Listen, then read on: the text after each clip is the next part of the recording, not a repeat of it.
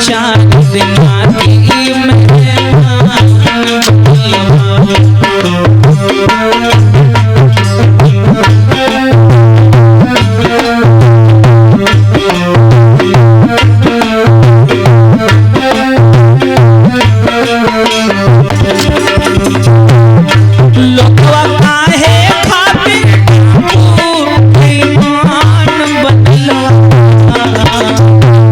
जबकि दहिया चार दिना के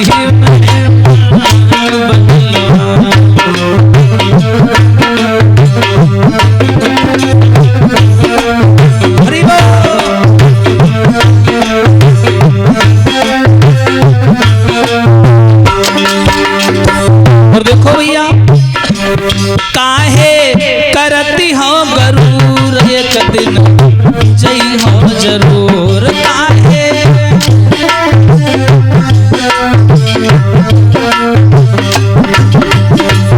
देना भैया काहे करती हो गरूर एक दिन जई हो जरूर काहे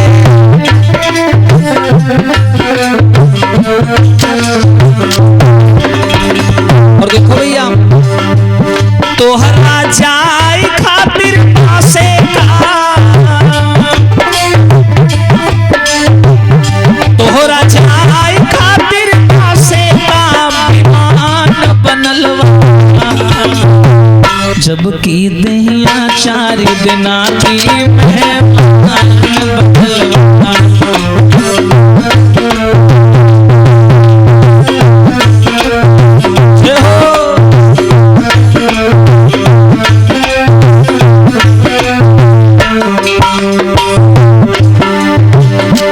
लोग काहे खातिर ईमान बदलवा जबकि दहिया चार दिना की मेहमान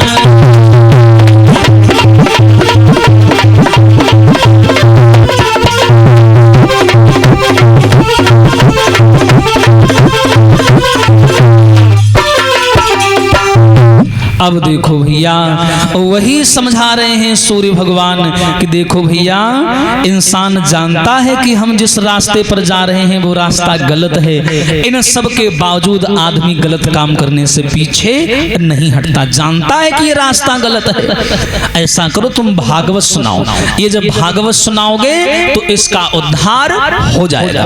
बोले ठीक है महाराज।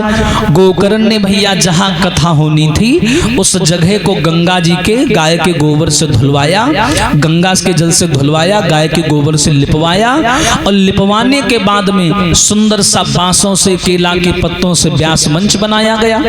और जैसे व्यास मंच बना गोकर्ण महाराज व्यास बनकर के व्यास गद्दी पर बैठ गए। पूजन हुआ, पूजन होए के बाद में भैया इन्होंने आवाज लगाई, ए भैया धुंधकारी आओ कथा सुनो आकर के, हम तुमको कथा सुनाएंगे तब तुम्हारा उद्धार होगा। और धुंधकारी वो तो भैया भूत था, और भूत प्रेत जब आते हैं तो हवा के रूप में आते हैं, वायु के रूप में आते हैं। तो धुंधकारी जैसे हवा के रूप में आया तो भैया अंडालो पंडालो सब गवा उड़ी, हाँ व्यास गद्दी सब पलटी पुलटारी गई।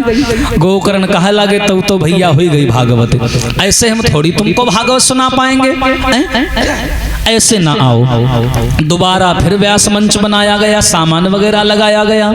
तो धुंधकारी ने देखा कि सामने एक 7 गांठ का बांस रखा हुआ है, 7 गांठ का, ये जो पीछे बंधा हुआ है खंबा में, ये काला झंडा, यही धुंधकारी का रूप है जो बंधा है खंबे में, यही है धुंधकारी।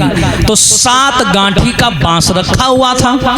तो उसने सोचा कि बांस में घुस जाते हैं, और बांस में घुसने के बाद में बाहर की हवा अंदर प्रवेश नहीं कर सकती।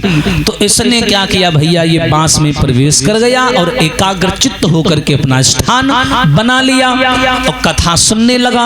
और जब कथा होने लगी तो भैया कोई अकेले थोड़ी वह सुनते है, आसपास कर आदमी लोग जब जानन कि होने भागवत हो रही है तो वो भी आए और वो भी सुनने लगे और भागवत होने लगी।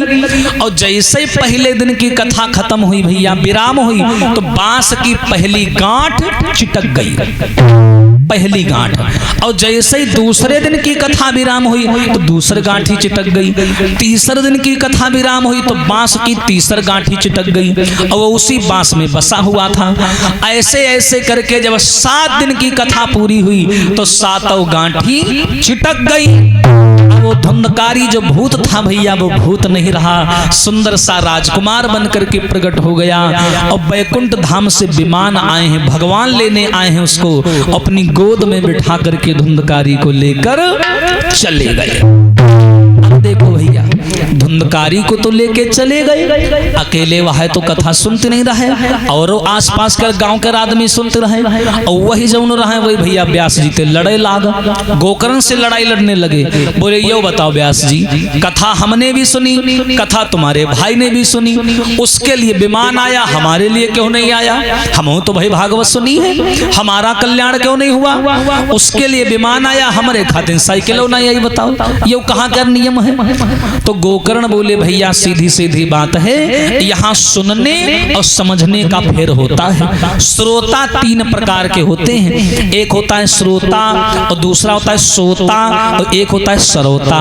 हिंदी वर्णमाला में जो सा होती वो भी 3 प्रकार की होती है। देखो एक होते हैं श्रोता जो भाव से कथा सुनते हैं और दूसरे होते हैं सोता जो कथा में यहाँ बैठ जाते हैं, सोतो जाते हैं और कथा सुनत जाते हैं। हाँ ये होती है सोता और ये क्या करते हैं, टेंट कर खंभा पकड़ते हैं, देखते हैं पंडाल वाली खंभा कहाँ सीलिंग, हाँ वह के लाए बैठ जाते हैं और कथा सुनत जाते हैं। और तीसरे होते हैं भैया सरौता, और ये सरौता क्या करते हैं, ये कथा पंडालम जई है और न सुनी है न कोई दूसरे के यहाँ सुनाई दे है। हाँ इधर की बात उधर करना, उधर की बात इधर करना, बस उसको परेशान करना, इसको परेशान करना, इधर उधर की बातें करना।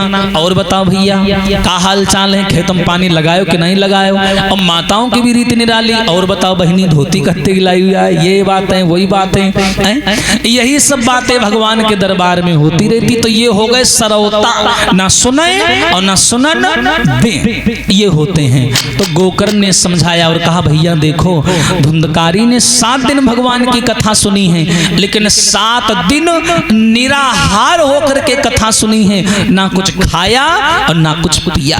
और तुम लोग 5 मिनट सुने हो, 10 मिनट घर में बैठे हो, फिर 5 मिनट आए हो, फिर 10 मिनट ऐसे घूमे हो, फिर 5 मिनट आओ। ऐसे कथा नहीं सुनी जाती है। जितनी देर सुनो भाव से सुनो, उठ जाओ तो दोबारा मत आना अंदर, ये नियम का उल्लंघन होता है, याद रखना। वही नियम समझाया और समझाने के बाद अगले साल फिर भागवत बैठाई और भागवत पूरी हुई तो गांव वालों ने सबने सुनी और सबका उद्धार हुआ। बोलिए श्रीमद् भागवत महापुराण की। आइए एक ताली बजा करके भगवान का संकीर्तन बोलेंगे और उसके बाद में आरती और